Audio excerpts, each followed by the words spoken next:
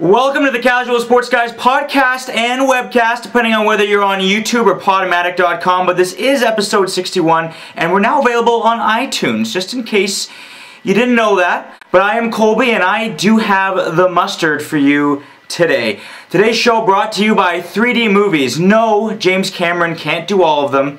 3D movies. A little time today to talk about one thing, one terrible, awful, repulsive thing that is the Toronto Maple Leafs, and one terribly, awfully amazing thing that is the Toronto Marlies. And they're related too, but it's kind of like the Leafs are the older brother who got really rich on Wall Street and then got arrested, Bud Fox style, whereas the Marlies are the distant cousin who live a great life with his gorgeous wife and 2 dogs despite humble surroundings, but he's just happy with where he is. Basically, the Marlies are every Richard Gere character. Some fan mail first. Jessica C. from Birmingham, Alabama. Yes, it was the egg rolls, not the ecstasy. To Philip DeSong from Belgrade. You can't mix house music and Australians. To Bill Withers, yes, I would like you to make another album. Okay, back to the real topic. In case you don't know, over the weekend, the Leafs AHL farm team, the Toronto Marlies, swept by the Norfolk Admirals in the Calder Cup Finals. The Marlies lost 6-1 on Sunday, but that's not what everyone was talking about, because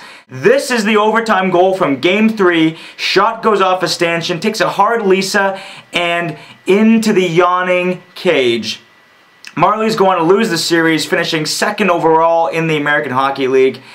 I'll come back to the Marlies later, okay? But what does this Calder Cup appearance have to say, first off, for the future of the Toronto Maple Leafs? Well, obviously what happens at the AHL level is felt at the NHL level, therefore is replicated at the NHL level. So whatever the Marlies do looks like whatever the Leafs will do. Even if the Marlies are far more fun to watch than the Leafs, which they are, far more likable too, actually. Because if you don't know, most Canadians, I guess, don't like the Leafs. And the Leafs don't really help themselves out either. But why do Canadians hate them? Is it just their play of late? Because it hasn't been that long since they've been so terrible. Well, there are a couple of reasons. First off, the CBC only shows Leafs games at the same time every Saturday, no matter where you are in the nation. And I know it makes sense because you guys have the biggest fan base and the CBC gets more viewers on your games and all that. I get it. Trust me, I get it. I'm just saying,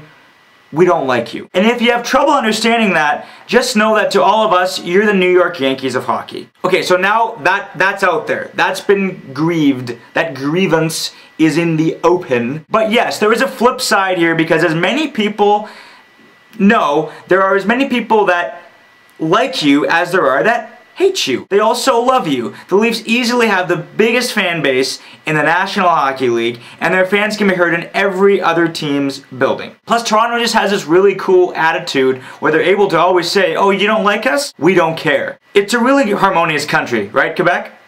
You would think that the NHL's richest team, playing in Canada's biggest city, with a history that dates back to like forever ago, would make the Leafs a winning team as well. After all, when you compare them to other rich big market teams in other North American sports like the Lakers, Celtics, Yankees, Red Sox, and Cowboys, they tend to get things done. At least they tend to get things done a lot more than Toronto. They win more than Toronto does. Toronto hasn't made the playoffs since 2004. For a timeline, Bush had just won his 2nd term, Facebook hadn't begun, and Paris Hilton was still a thing. Flash forward to now, and they can't even get players to go there, and that used to be one of Toronto's specialties. As bad as they always were, they used to love signing older superstars with diminishing skills, at least getting some attention on themselves, at least making a bit of that run, getting a little bit exciting. People liked it. It was fun to watch you. Well, now they can't even get out of their own way. Brian Burke is so desperate to have anything that he really is signing anything. Mikhail Grabovski, $5.5 million. Mike Komisarek, $4.5 million.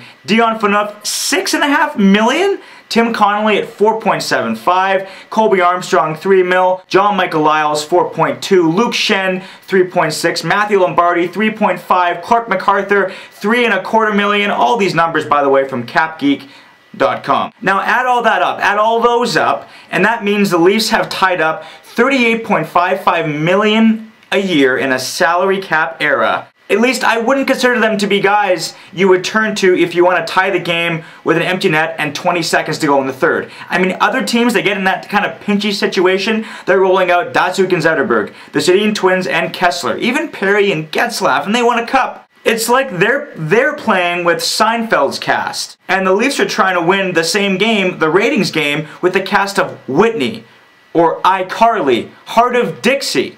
And every time they sign a Connolly or an Armstrong or a Phaneuf, they miss out on a Rick Nash or a Brad Richards or a Mike Richards or even a Kevin Bieksa, and now they'll probably miss out on a Roberto Luongo because as crazy as his cap hit is, it's going to be good for somebody. So maybe there's no guarantee you'll grab a Stamkos or a Doughty or a Sagan or a whatever. There's a new one every year. But every time yet you settle and reach and get desperate for just anybody, you miss any possible chance to hit the jackpot. Because the jackpot will come, there will always be somebody better out there eventually. There will always be fish in the sea. You wouldn't settle for a wife. Well, maybe you will, but you shouldn't.